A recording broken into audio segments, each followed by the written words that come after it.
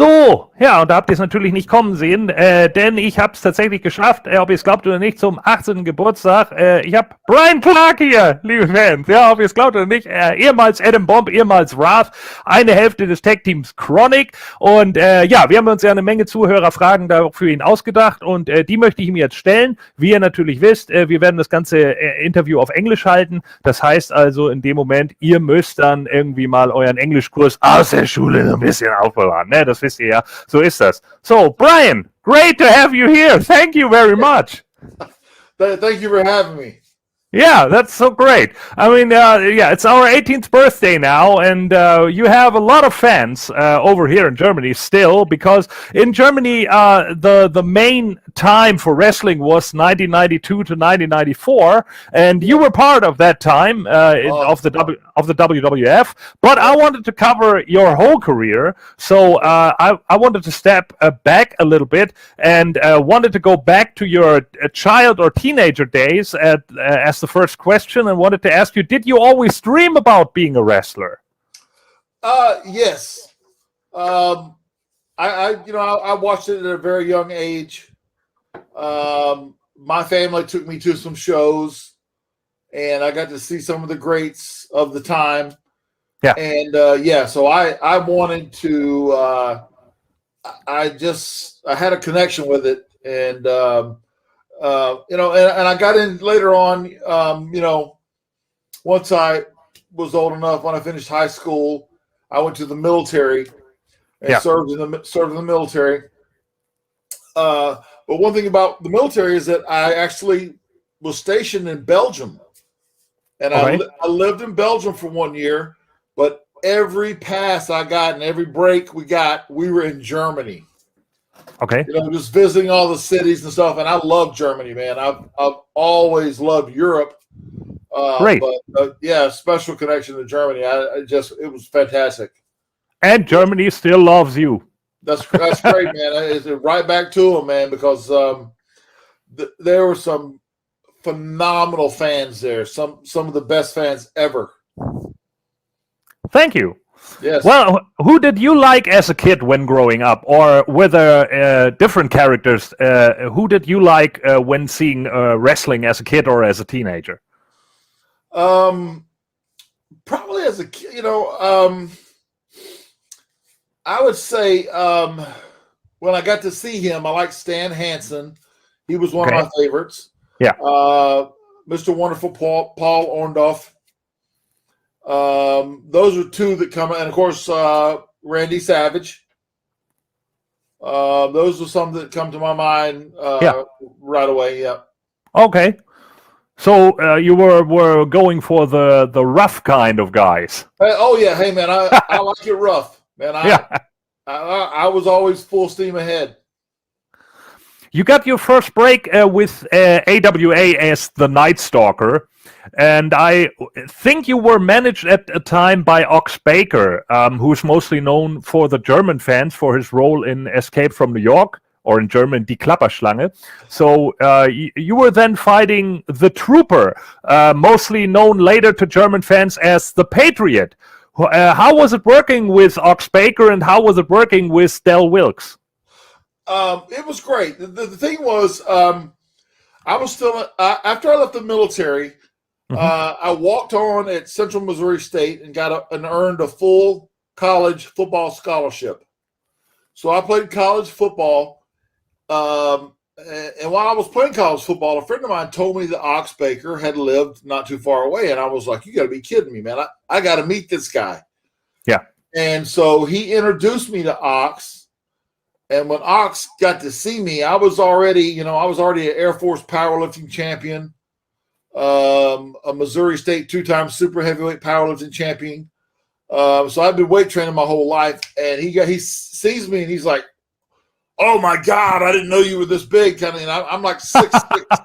Yeah, great. 15, Yeah. And so right away he wants to manage me, which was great, but he didn't really train me.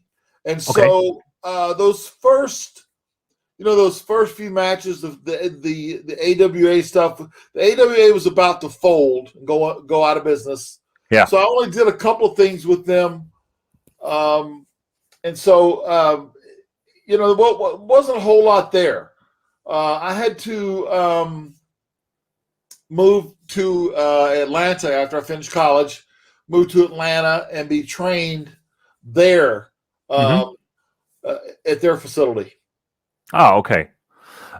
So you went over to WCW, I think, in 1990, 1991? Yeah, well, what happened was, I was still training. Oh, okay. Still training. But a lot of times they'll have guys that are training if they're short someone or if they need someone to fill in. And unfortunately, it was me because I still felt I wasn't ready. I was still training. Okay. But they threw me in a couple of matches, and I wasn't ready for it. But, you learn, Yeah. So you were wrestling, I think, Sid Vicious at one point of your career. Yeah. Maybe because they wanted to put him over as a super monster or whatever. Right. And I was, like I said, I was still in college playing football. I was I was super green. I had zero training. Yeah. And did you work house shows for WCW at that time?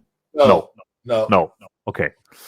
Okay, and then you went to Smoky Mountain Wrestling and worked for Jim Cornette, and as he would say, after all, actually grown as man.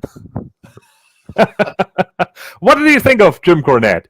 I like Jim. I had worked Paul Orndorff on an independent show, and Paul put me over to Jim. And Jim said, hey, bring him up. Let me take a look at him. And so that got me started there. He liked me. He liked the way I handle myself in the ring. And he decided, hey, I got to put this guy with Kevin Sullivan. And then that sort of got the ball rolling there. Yeah. I had an interview with Jim Cornette a few years ago, and he told me how many wrestlers he got first, and he also told me that he had you first. He was always proud about that he had some guys who were big stars later in WWF, WCW, whatever, that he actually had them first.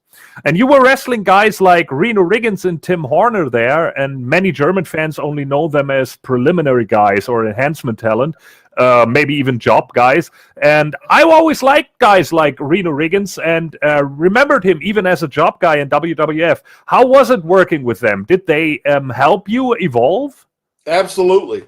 And remember, Smoky Mountain was a territory. Yeah. So Tim Horner was fighting for the Smoky Mountain heavyweight title. He was not a preliminary. He was a top guy basically. And we had another top team of the Rock and Roll Express. Tracy Smothers, Paul Orndorff, Ronnie Garvin. The locker room was full of legends. And so I got to learn a lot. Those guys, all those guys helped me out. Okay, and you started a feud with Kevin Sullivan. How did that come together, and how was Sullivan? Sullivan was fine. Yeah, we got along great. Learned a lot from Kevin about psychology and just the business in general. The way our feud was, he managed me and was sort of like always ordering me around and putting me down and telling me what to do. And finally, I'd had enough of it. And I snapped. And turned on him, kind of thing. And of course, the fans went crazy and crowd popped. All of a sudden, hey, Nightstalker's a good guy. Yeah, great. But it was fine. How long was your run as a good guy there? Honestly, I really don't know. Okay. I always felt that I should have stayed in Smoky Mountain another year. Okay. Why? But I got the call early to go to WWF. Yeah, of course, because Vince McMahon loves big guys. Yeah, right. Yeah, in 1993, you went to WWF. What was the biggest difference between them, AWA, and Smoky Mountain? Oh, completely different. I tell people that Smoky Mountain was the most fun I'd ever had. Okay. Working with Jim Cornette, there was no pressure. I could go out and have a great match. didn't have to worry. I didn't worry about anything. There was no stress. Yeah. WWF, completely opposite. 280 plus days on the road a year, plus appearances, plus autograph sessions, plus interviews, everything. It was just it was a meat grinder. Honestly, it was very demanding, very demanding. Okay, so you would say the WWF, the biggest difference was the pressure? The pressure and also the amount of work time. You never had any time off. There was, I mean, sure. You would go, like I said, I went to Europe 10 times in 1 year. Yeah. And what I mean by that is like each month I would go do a tour, 10, 12, 13 days, whatever it is. Mm-hmm. Come home for a couple of days, do another loop in the U.S., back to Europe. Come home for a couple of days, a tour in the U.S., back to Europe. So it was just constant. Yeah. How did this affect your real life? Oh, it was tough. I mean, injuries that you really couldn't get taken care of. Back then, they didn't have doctors in the back. They didn't have an EMT. Yeah. They didn't have anything. You just sort of, if you got hurt or something, you take yourself to the emergency room. Or either you just wrap it up, suck it up, and go to the next town. Do you have had some instance where you had to go in Europe to an emergency room? Not in Europe. No, actually, I was lucky, I guess. Okay. Yeah. What was it like to work with Bruno Lahr, or many fans will know him as Harvey Whippleman, or with Johnny Polo, aka Scott Levy, better known as Raven? Both were fine. No problems with either one of them. I don't really think they fit my character. It just didn't seem like it went together. Yeah. I don't know if they put a lot of thought into it, or it just didn't seem like it fit real well. Okay. How was it? How was the transition to working with superstars on house shows? I mean, you worked with, for example, El Matador, Tito Santana for some time on house shows, and on television you were working with job guys or preliminary guys. How was that different? Oh, it's a lot different. I mean, like I worked Undertaker in. We'll come to this. Oh yeah. I mean, casket matches, the works. Yeah, I mean, I worked on every top name there is. And then with working with enhancement talent on TV, you've only got 3 or 4 minutes, where on a house show you got 20 or more. Yeah. So you got to tell that story, and you got to tell it quick. You got to get all your stuff in and get it over. So that's the biggest difference is the time frame. Yeah. And a lot of times the enhancement guys are not working like we are, so they're not as smooth sometimes. It just varies. Okay. Mm-hmm. Yeah, and then mostly we're squash matches, I think. Yeah. Well, yeah, for the most part. Yeah. I would come to this because you had a ton of matches against The Undertaker from 93 to 94, and casket matches and whatever, and it never made it to television. Do you know why that was? I think they had some on Coliseum Video. So they had a big contract with Coliseum Video. Yeah. So like I worked Bret Hart on a lot of Coliseum videos, and those were like mini pay-per-views. So they would, put all that big stuff, the big matches on those video cassettes, video, and then sell that. Yeah. So yeah, that's probably why you didn't see it. Yeah, I mean, we had a lot of those VHS tapes over here because I have them standing somewhere here, German fan favorites and all of that, and you're on them. So yeah, I've seen that. How's the casket from inside? Hey man, it's dark. Okay. I was in so many. I mean, sometimes they would put me in it, and then they would throw Harvey in there. Yeah, so we would both be in it all the way to the back through the curtains, Yeah. Yeah. And that fit? Well, yeah, it was a big casket. I'm a big guy, so yeah. Yeah. Okay. There were several groups backstage in the WWF. The most prominent might be the Clique around Shawn Michaels, but also the BSK of Taker and Yokozuna. Was there any groups you hung out with back then? Not really. I wouldn't say I was a lone wolf, but I traveled with a variety of guys. I didn't really like hang out with a certain group or a certain clique or whatever. I just sort of I just went with the flow, you know. Okay. Were there guys you traveled regularly with? Man, it varied. I traveled with sometimes I traveled with Kurt Hennig. Okay. Sometimes I travel with Billy Gunn, of the Smoking Guns. Yeah. You travel with Pierre from the Quebecers. Yeah, I know you wrestled Billy in Germany in Kiel. Yeah, I did. I think I did. Yeah, you did. Okay. I know because a friend of mine was there. Okay. and you won. Oh. Yeah. As Adam Bomb, as Adam Bomb, you had exactly 99 television appearances for WWF. You didn't make the 100. I did not know that. Yeah. But hey, my college football number was 99, so that's perfect. Great. See? Yeah. Great.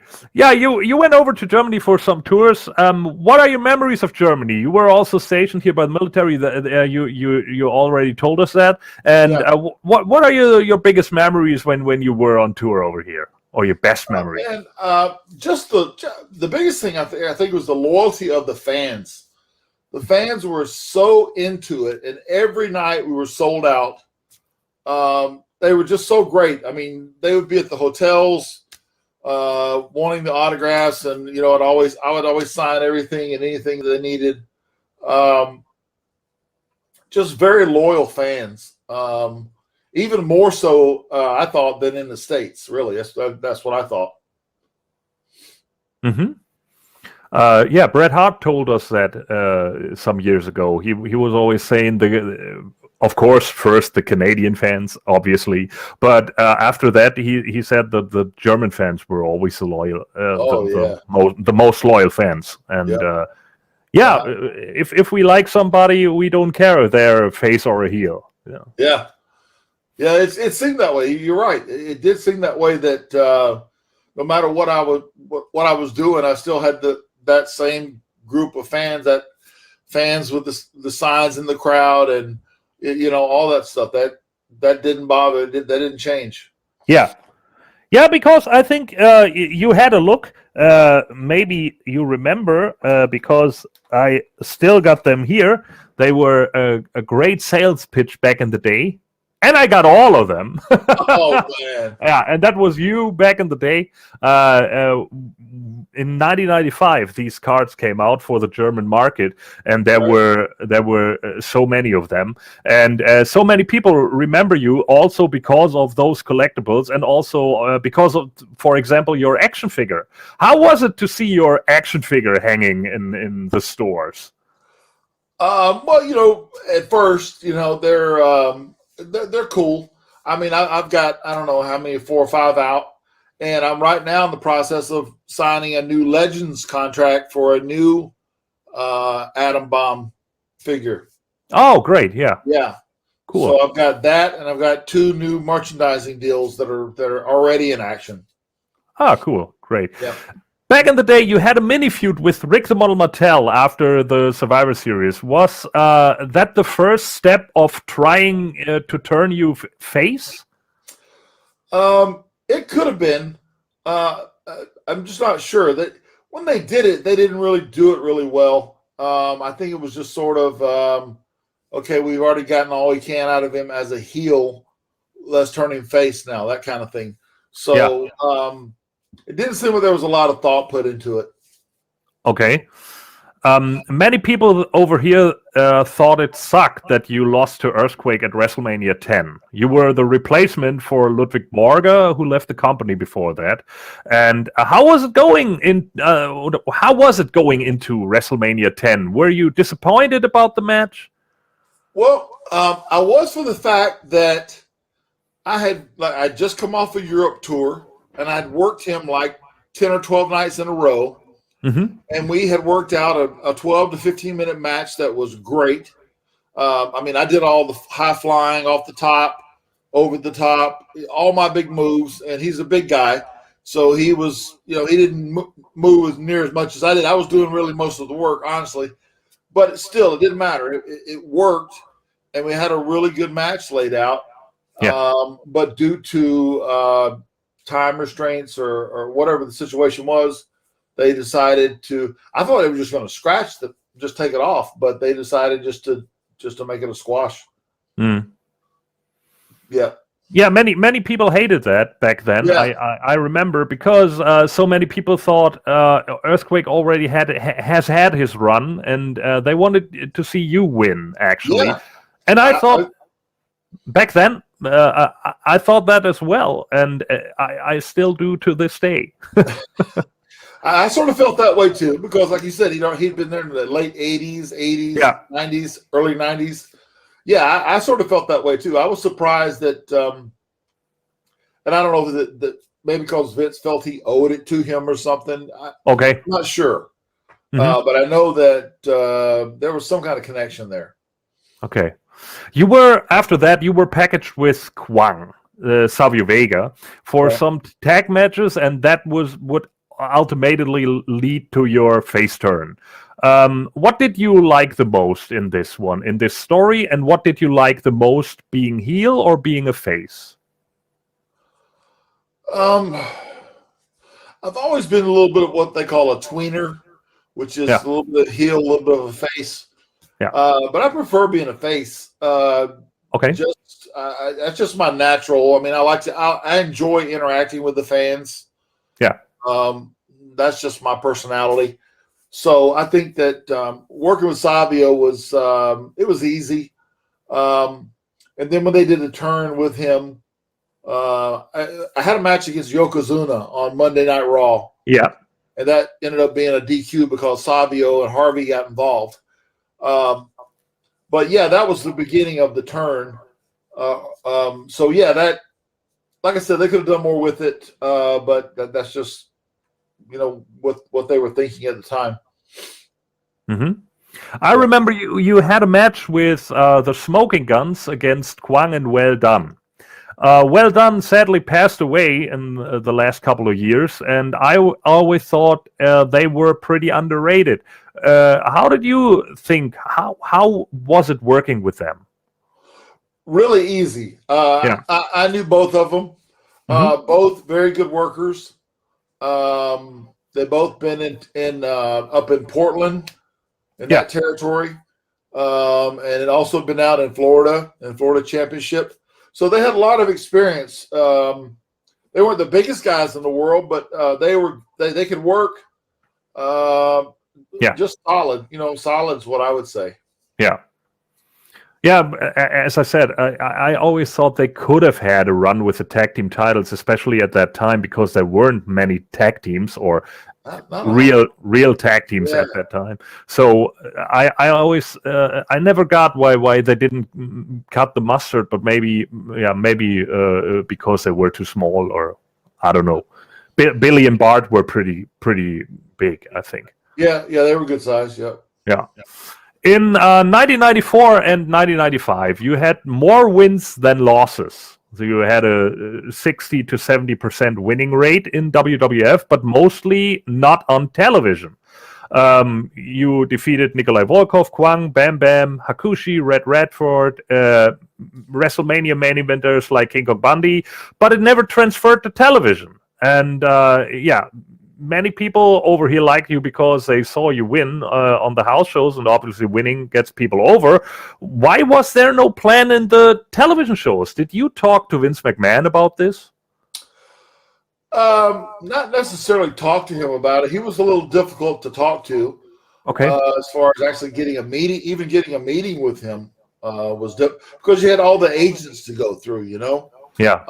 And so I don't know if that played a role in me not getting a bigger push or getting more wins on TV. I'm not sure. I know that, like you said, I know that when I was in Europe and winning in Germany and all of the other places, I was really over. I mean, I could feel it. I could see it. I could feel it from the fans. Yeah. Yeah, absolutely, you were. When I'm talking to guys who quit watching wrestling, your name always comes up, like Bret Hart, like Bam Bam Bigelow, and they remember Adam Bomb. It's a fact. Cool. It's a fact. Your contract came up in 1995. Weren't there any further negotiations, or were you just leaving? No, I'll tell you. Like I said, that schedule I mentioned earlier, with 280 plus days out of the year, doing the video games, doing the personal appearances, this autograph signings, the interviews up at Stanford, all of that combined with no home life, and then to top it off, this is supposed to be the biggest company in wrestling, and the pay was horrible. Okay. Yeah. I mean, I would get home and see my checks, and I was shocked. I was I can't believe I worked that hard for this money. I'm serious. That's what it was. Yeah. Okay. And I remember I was supposed to go to Boston one night, and I just said, I'm done. I'm going home, and I flew home, and I got home that night, and the phone rings, and it's Vince. And he's like, "Hey, why are you not in Boston?" And I said, "Well, there's a lot of reasons," and I went into a few of them about being lied to about the intercontinental strap being put on me at one time and getting a run with that. Okay. Handling of my career and the fact that I'm working for pennies. I mean, it's just my merchandise. I had action figures, video games, and everything. And the paychecks were horrible. Yeah. And I knew I had a place to go. I lived in Atlanta, and I knew Eric Bischoff, and I knew I had a place to work.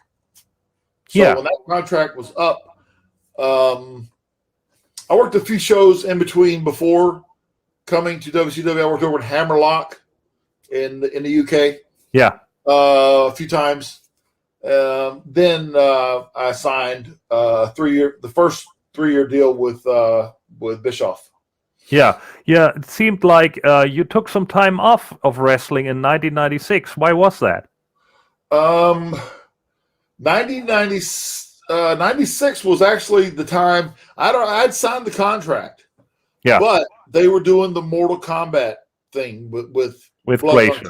So they took their time with it. It took a long time to put together all those outfits. If you remember the martial outfits, they spent a lot of money on that. They did. They had us, we were training 4 or 5 days a week in a dojo. So I was kickboxing, doing judo. Okay. Plus wrestling, So I was doing all of that. So it took a while. They air the vignettes and get them going. And so, it took a while to bring each character out to put the story together. Yeah. You came back in 97 as a sidekick of Mortis, or better, Mortis, a.k.a. Chris Kanyon, was your sidekick then. Right. And you were now named Wrath.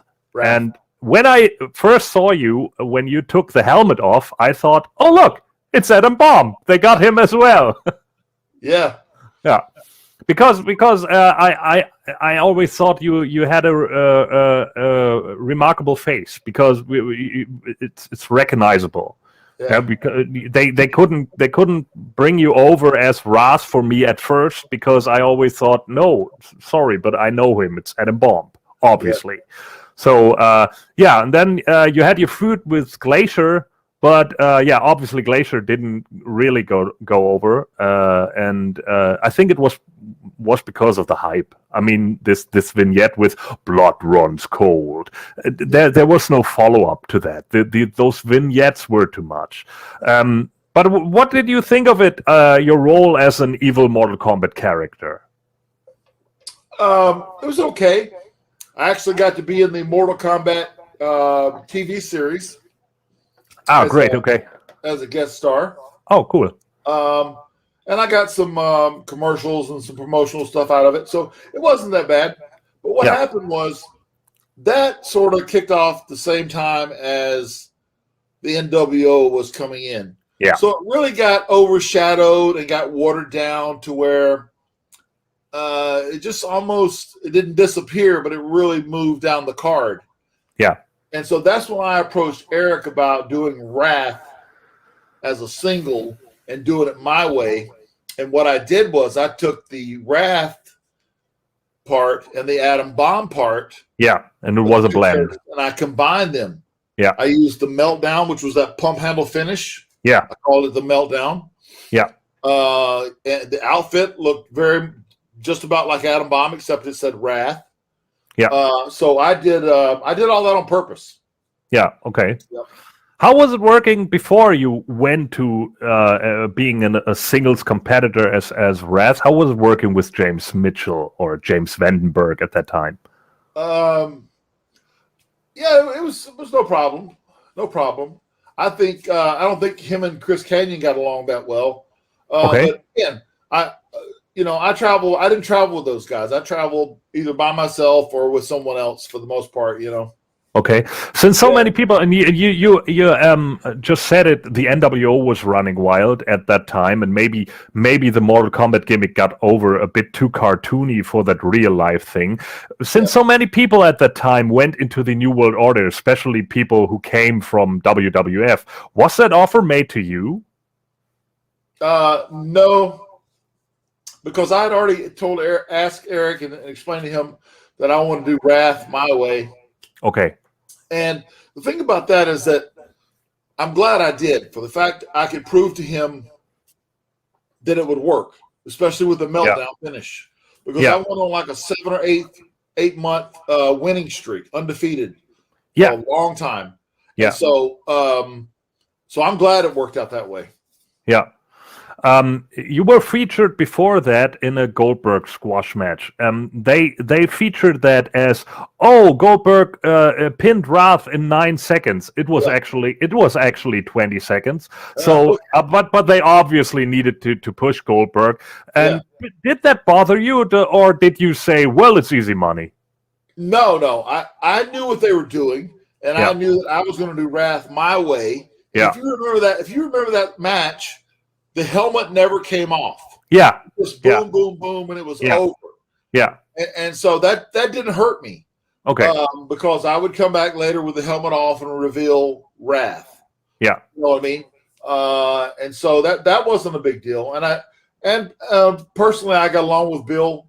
I like working with Bill. I like his style. Okay. And so that was not an issue at all. Yeah. Did you know that you were one of the end bosses in one of the video games for WCW? One of the what? The end boss of one of the games of WCW versus the World. You were the end boss. I didn't know that. Yeah, WCW NWO World Tour on the Nintendo 64, and you were the secret character for the World Heavyweight title. So you were the end boss in that game. I never knew that. Some nerd facts for you. Oh, okay. So after that, the Ras Mortis gimmick came to an end. Was that because of injury, or was it just because you saying no? Let me repackage myself. No, I felt that it was time to go to Eric and say, let me repackage myself. Yeah. Okay. Then you had some time off and you came back, and you had time off from March to August.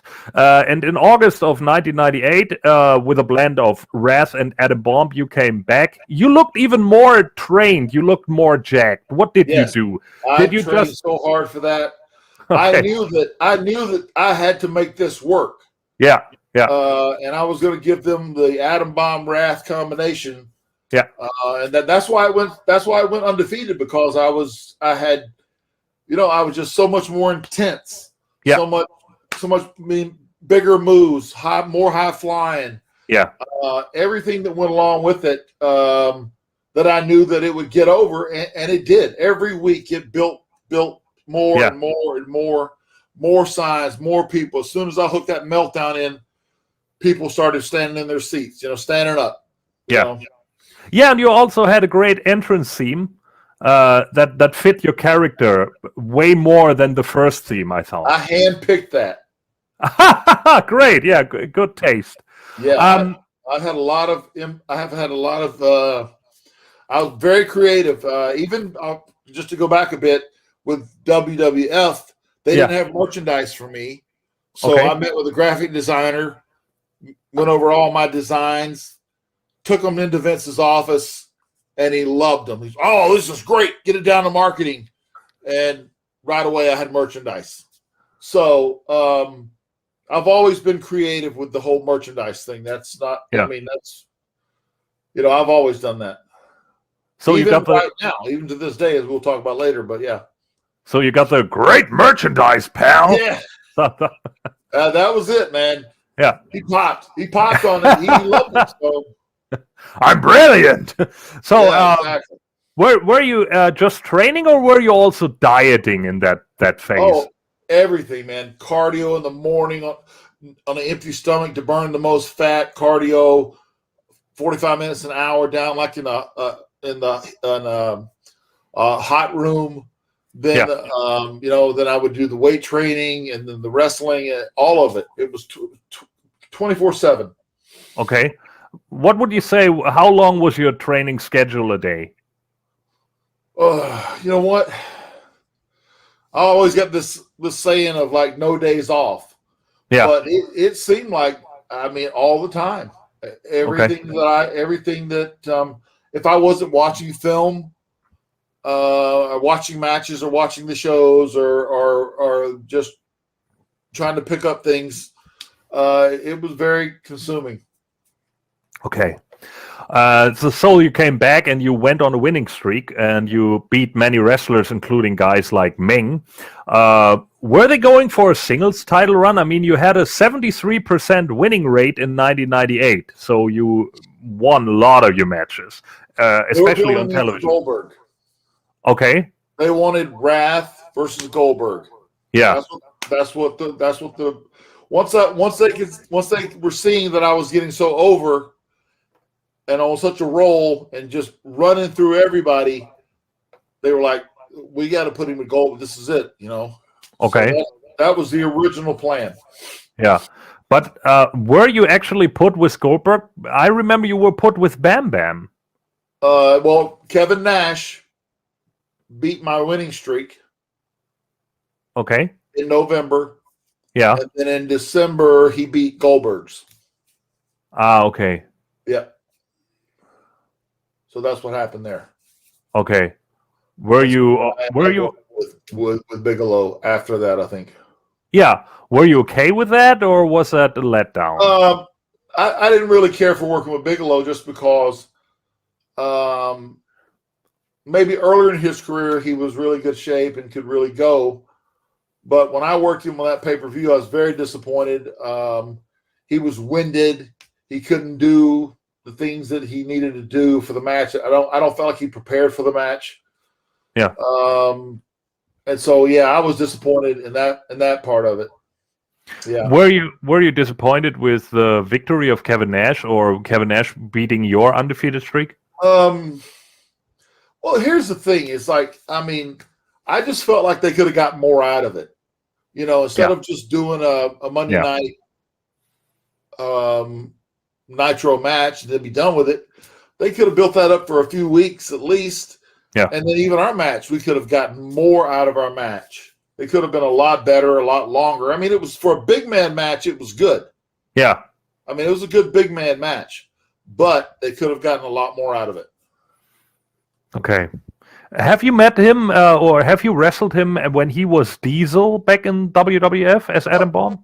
No. I tag teamed with him before. Never a singles match against him. Yeah. I tagged with him, but I mean, we were always in the same locker room, and so I mean, yeah. Yeah, when you were a heel, he was a heel, and when you turned, he turned as well, right? I think that's about right. Yeah, Yeah, okay. that sounds right. In 1999, your character was taken off television. What was the reason? I tore my ACL. Oh, okay. So you were injured. I came off the top rope one night in Orlando, tore my ACL. Okay. I had just gotten a part in the movie The Gladiator. Yeah. I was supposed to go film that for 18 weeks in Morocco. Didn't happen because I couldn't walk. Shit. So that was very disappointing. Yeah. But that's part of life, and you just got to get back up and keep going, Yeah. So I trained and trained for 8-9 months, rehabbed, got the brace back on it. And then Brian Adams called me. Yeah. And wanted to form a tag team. And in 2000. At first I wasn't sure about it. Okay. And he called me back again, and we talked some more. And then I agreed. And I said, okay, let's do it. And so we came up with the intro music. We flew down to Tampa, worked with Jimmy Hart on the music, the name, the finishing move, the double choke slam, all that stuff. Yeah, we put a lot of thought into that. The gear, the colors, everything. Chronic. Yes. Yeah. How was it working with Crush? The best. Okay. Best partner I ever had. And the funniest guy. I mean, oh man, I love being around him. Yeah. Love traveling with him. He's just a great guy. I mean, I don't know how else to say it. I mean, just the top of the top. Yeah. With him, you won your first gold in the big leagues. Many people couldn't understand that you never held a singles title. Were you going for it, or was it enough for you to win the tag team belts in WCW back then? We actually won on 2 occasions. Yeah, I know. 2 times. But my big thing was that I always wanted to go back to Japan. Yeah. I went there one time for WWF when they first ever went over there and worked. I think it was with either New Japan. I think it might have been New Japan. I'm not sure. Maybe it was All Japan. But after we won the 2 titles in WCW, I wanted to go to Japan and go there. But Brian wanted to go to WWE. Yeah. And after much discussion back and forth, he felt that he could trust and have his friend Undertaker bring us in. And they brought us in, but we'd had a lot of injuries. Kane and Taker were both injured in that match. I've said this before, but Kane had a staph infection. Yeah. Taker had a bad shoulder. Brian's back was screwed up. I had neck surgery. I mean, we were all banged up. Yeah. Plus, they didn't let us go on the road and get some house shows under our belt after having that time off. And I suggested that, but they go, no. We're running this in the pay-per-view. I'm just like, why? Why are you rushing this? What's the big rush? Yeah. But that's what they did, and they had the match, and it was not that good, to say the least. Yeah. And I think you had 2 matches in WWE that time. I mean, we had like a squash match on SmackDown. Yeah. And I think you had run-ins where we put Kane and Taker through a table. And I think you had a house show match against Test and Albert. Yeah, there you go. That one show. Yeah. So, I mean, that's just not enough. No, absolutely. You go to Europe, you work 15 days, you come back, your match is perfect. And so they should have taken that suggestion, but Was there still this mindset of, oh, here come the WCW guys and we don't let them get over? You know what? Well, you think about it. I left Vince and Brian left Vince. Yeah. So I felt there was a very uneasy feeling there. And I think that very few guys from WCW made the transition. And we were at the end of our careers, but we still had a big run in Japan. Yeah. Which was by far our biggest achievement, my biggest achievement, because we won the All Japan titles. Yeah. In Osaka, Japan, at a sold-out stadium, and Stan Hansen, who was one of my all-time favorites, presented me with the belt. Cool. So that was the icing on the cake.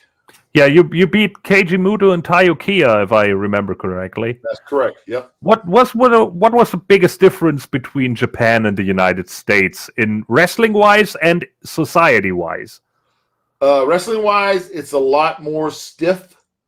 Okay. It's very solid. Yeah. I like that. That's my style. Like I said, I'm a former military, former college football player, power lifter. So all those things played into what I could bring to the table. Yeah. Plus I could fly. But yeah, those are the big things. And then of course the fans are sort of a ooh and ah, and they'll clap for certain things if they really like you and they're over. But they are very respectful. Super respectful to the wrestlers. Yeah, sometimes you see the crowd being quiet, and after a while they get into the match, and when they're into the match, then they absolutely love it and they absolutely explode. I have some friends over there, and I totally dig the culture. I never went there, and I always wanted to. Yeah, well, now with the pandemic, it's not working at the moment, but I'm trying to get over there as well. I want to get back to Europe myself. Yeah. Okay. Yeah. Of course, we have to talk about Bryan Adams a little bit. His last wrestling match was with you, and he stated in an interview that he ended his career on January 19th, 2003. This is the date you had your last match with him against Goldberg and Keiji Muto. Was there a reason for him to quit? I think that Bryan was actually going to go into boxing. Bryan was a very good boxer. And it was time for me to have my back operated on. I'd put that off long enough. So I had a back surgery. And then I remember during Bryan's boxing training, he blew out his shoulder. And so that never really happened. Yeah. And so, like I said, we were both at the end of our career. But I'm just so thankful that it ended on such a high note, whereas it could have just been nothing. And instead it was something grand. Yeah. It is said that you ended your career because of severe neck problems. Is that true? Well, I've had 13 surgeries. Okay. So it's from head to toe. It's not just the neck. Yeah. Not just the neck. Okay. I stopped counting at 13. I think there's more, but I just said that, I stopped. Yeah. Yeah. Did you have contact with Bryan until 2007 when he sadly died? Yes. Yeah. We still talked at least probably once a week. I live in Arizona, and he was living in Florida, so we were a long way away, but we always talked. Yeah. Okay, so now that you are wrestling for our fantasy wrestling league, our MoonTalk wrestling company, and you won our television title, and you beat our world heavyweight champion, Diamond Dallas Page, would you say we booked you better? No, that's perfect. That's the perfect person. That's the perfect person for me to beat. Yes. Great. Well, I hope we have covered your career. Was there anything we missed? I had one thing I want to talk about. I'll cover a couple things. I've mentioned the new merchandise line, Wrestle Merch Central. That's in the UK and in Europe. So you can get all, and they've got 2 full pages of all my designs, all my artwork. We put that in the comments. You got to see it. Then in the U.S., there's Pro Wrestling Tees for the people that are in the U.S. that see this. But we've got hoodies, beanies. I designed an atom bomb bomber jacket. Great. I mean, it's badass. You got to see it. Okay. But those are the two things. Another thing I wanted to discuss, and maybe hopefully this is beneficial to people. Over 2 years ago, I had some charges against me, and they were denied, and they are being dropped. But what happened was it put some negative publicity on me. Yeah. And it sort of made me realize it was just a big wake-up call for me. I had after all those surgeries, and it was just seemed like one after another after another.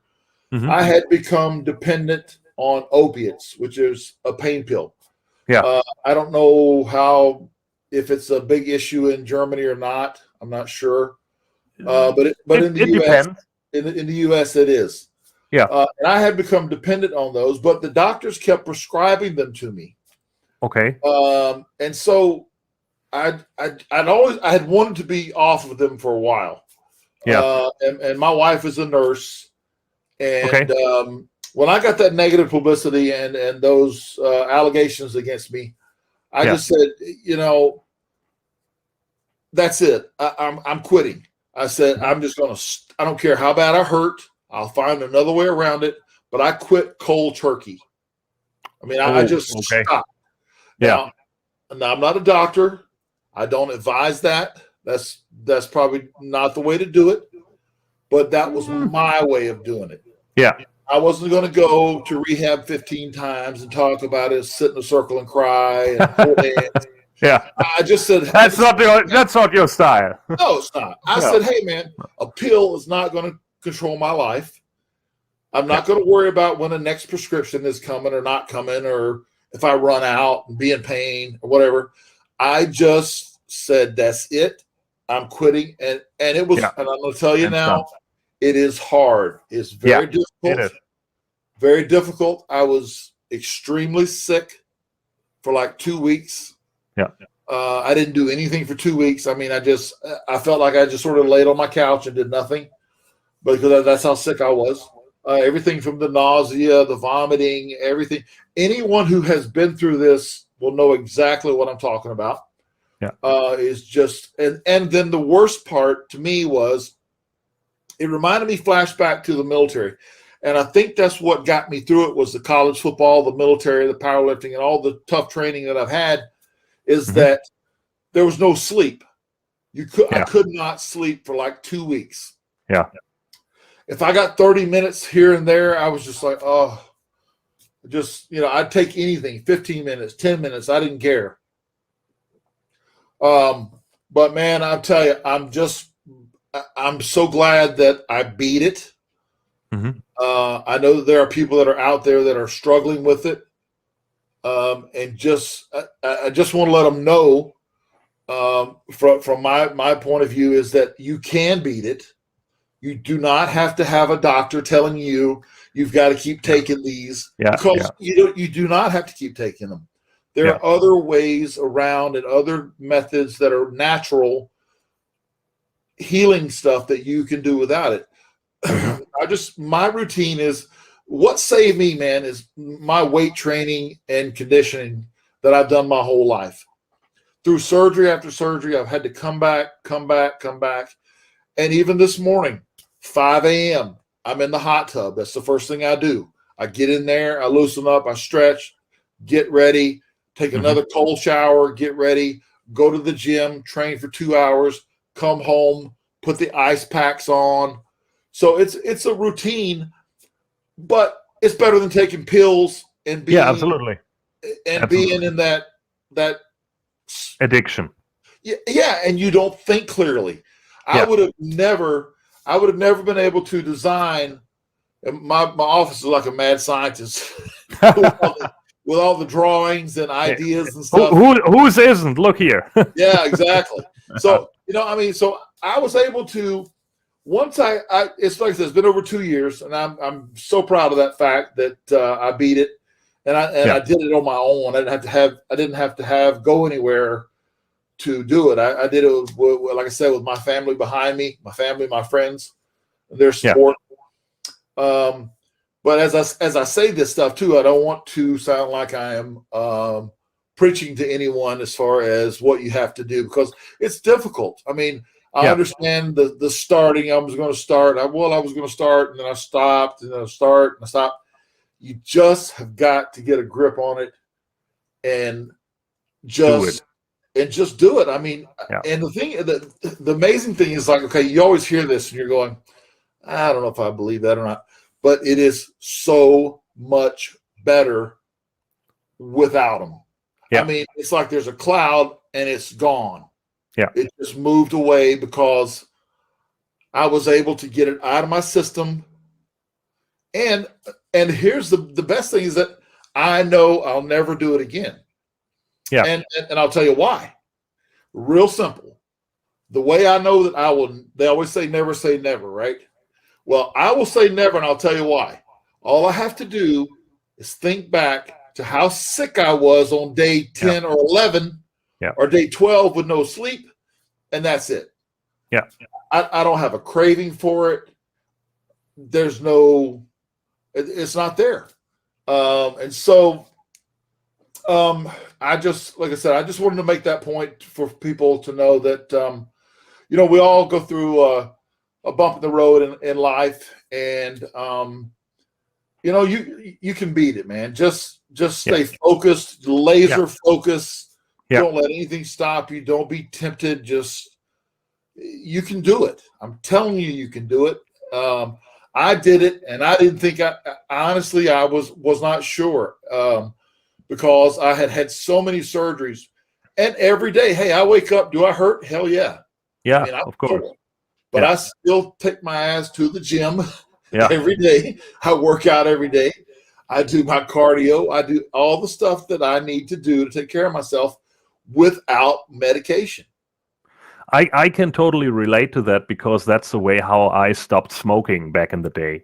And so many people ask me, how did you do it? Did you go from 10 cigarettes to 5 cigarettes to 3? And I said, no, I just quit. And then, of course, the first weeks are horrible. Oh. And you feel exhausted and all of that, and but when you're through this, then it's getting way better, and your lungs feel fresher, and you don't stink and all of that. And I have so many people around me. I'm an educator over here in Germany, and I have so many co-workers who were smoking, and I'm not preaching as well, but I always tell them, just stop. And so many now stopped, and now they say, wow, I missed over 1,000 cigarettes by now, and I'm feeling so great. Yes. And I mean, it may not compare to an addiction for painkillers or whatever. No. They say nicotine is as hard to quit as it is opiates. Yeah. They say that it is terrible. Yeah. So I totally understand and relate to that. Yeah. Yeah, and I also quit sugar in the last year, and I lost originally, not a joke, I lost 40 pounds just on quitting sugar. I have a soda here I'm sipping on, so I haven't been able to stop the sugar. I just go for 0, and that's it. Okay. That's the only thing I go for, or water. But I lost 40 pounds with just quitting sugar, going a little bit more on a little bit low on carbs, and training, and it worked. It just worked. Yeah, and that's the real life drugs that we have in our every life. It's cigarettes, it's alcohol, it's sugar, and all of that. Of course, sure, you can eat an ice cream once in a day. That doesn't mean you have to erase it forever. But so many people are not actually realizing what they're doing to their bodies. It's just the truth. Yeah, it's like I said, I knew that the opiates. I'll tell you a real quick story that as I was coming off of those, like I said, I felt bad and I felt sick. And I don't know if this happens to anybody else. And I even asked my wife, I said, is it just me? I said, but I feel like gasoline or that smell is coming out of my body. I said, I feel so bad. I said, do you smell the gasoline smell? She says, no, I don't smell it. I said, well, I mean, to me, it was real. I just was, I don't know. Yeah. There's just so many. And then there's the whole mind game, the hair out of my face, the whole mind games of how you feel. And you're going like, oh, can I make it another day? Can I? Yes, you can. And I just pushed every day until over 2 years, man, never again. Yeah. No way. And it's finally, when it's out of your system, then you start living again. That's the what. Hey, yeah. And that's how I've been so creative with all this merchandise. Yeah. Yeah. And I've got an action figure coming. Like I said, Wrestle Merch Central, Pro Wrestling Tees. All that stuff came together when I got that clarity. Yeah. You know, that's what happened. Yeah. So the final two questions, looking back, is there something you would change? Is there something you wanted to do but you could never do, or would you keep it the way it is? You know, you can't go through life with regrets. I've been really blessed, man. 3-time world tag team champions, all Japan tag champions, having the belt handed to me by one of my heroes. Yeah. I mean, I had one of the greatest tag partners ever on the road, in the locker room, and in the ring, out of the ring. Just you know, so all that stuff. Yeah, you can't have the regrets. You just got to move forward and know that you were the best in the world on a few occasions. And I mean, I've worked in places all over the world. I've got to do things that people never get to do. I've done movies, commercials, television. I mean, you name it. I feel like I've done just about everything. And now it just seems like all of a sudden there's a resurgence of the retro stuff. Yeah. And so I'm sort of reliving it again, which is cool. I think it's pretty cool. And the fact that I had a hand in every bit of that merchandise, because it is all right here. That's where it all came from. Mm-hmm. So yeah. So I mean, it's cool. So what does Bryan Clark do now? What did you do, or what do you do in your spare time? And what are your hobbies, and how's your family? Family's good. Most of my family lives in Florida. Okay. My wife is a director of nursing, and we live here in Arizona. So yeah, everything is good. I mean, like I said, I'm working with Wrestle Merch Central. So as soon as COVID clears up, I'm sure I'll be over there doing some promotional work. Cool. Hopefully, I've got 3 shows coming up. I have Baltimore in May. I have New York City in June. I have Atlanta in July. So I've got just constant shows coming in. And so, yeah, it's keeping me busy. I don't want to travel too much. You know what I mean? I don't want to go back to – no way do I want to go back to what that schedule. But once a month, going to somewhere to do autograph sessions and stuff, that's just getting to see the fans and and getting to interact and to get yourself back out there a little bit. Yeah. Yeah. Okay. Thank you for the interview. You're not leaving yet, are you? Well, I have to. Well, I got to show you something first. I had a special guest. Okay. Can I bring on my special guest? Yeah, absolutely. Okay. This will only take a second. Now, during COVID, I had a lot of time off, so I had a baby girl. Okay. Yeah. So I'm going to introduce her to you, okay? Yeah, absolutely. Yeah, she's 1 year old. Come here. All right. Okay. There she is. Look at that. Look at there. Look at there. There she is. Look at that baby. What's her name? Her name is Skylar. Ah, okay. Yeah. Oh goodness. Yeah. Okay. Great. I had to get you on that one a little bit. You thought I had a baby, right? Yeah, at first I thought, oh no, little bomb, but now. Oh no, that one right there, that is a handful. Trust me. Yeah, I believe you. Yeah. Yeah. Well, thank you, Bryan Clark, for the interview. And hey, man, thanks for having me. Like I said, love Germany, and I cannot wait to get back. Yeah, and send me the links to your shop, and we put him under here in the description so that the fans can buy your merchandise.